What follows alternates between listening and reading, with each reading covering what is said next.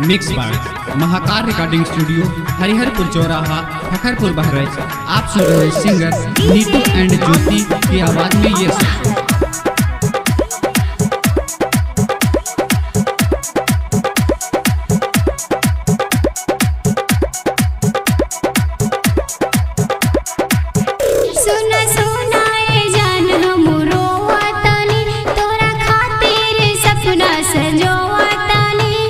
ए जान काहे रोवा ताड़ो? सुना सुना ए जान हम रोवा तानी, तोरा खातिर सपना सजोवा तानी। करे खातिर शादिया आई हनु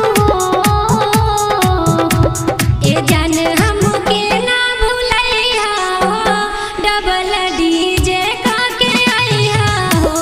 ए जान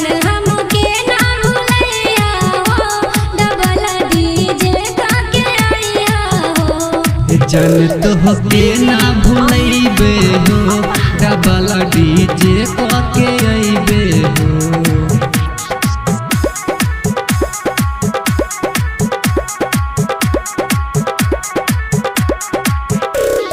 करतनी फोन जान डर डर के हो, हमरा पे नजर बाटे सब कर हो। छीन ले है फोन जब पड़ी नजर हो, हमरा के मारी जाने झटवा पकड़ हो। अच्छा पूछ ख्याल हमर करियन हो, पूछ ख्याल हमर करियन हो। ए जाने हमके ना भुलैया हो, डबल डीजे का के आइया हो। ए जाने हमके ना भुलैया हो, डबल डीजे का के आइया हो। ए जान जरूर आई।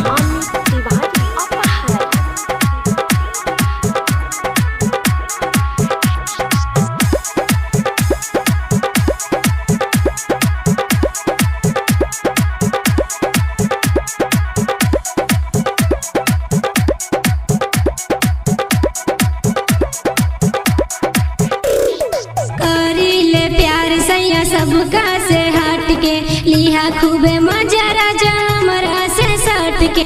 कबो ना जइहा राजा हमरा से दूर हो, कैले बड़ा वादा निभैया जरूर हो। ज्योति संगे अमर रिश्ता निभैयानु हो, ज्योति संगे अमर रिश्ता निभैयानु हो। ए जाने हमके ना भुलैया हो, डबल डीजे का के आइया हो। ए जाने हमके ना भुलैया हो, डबल डीजे का के आइया हो। ए जान आवा तानी।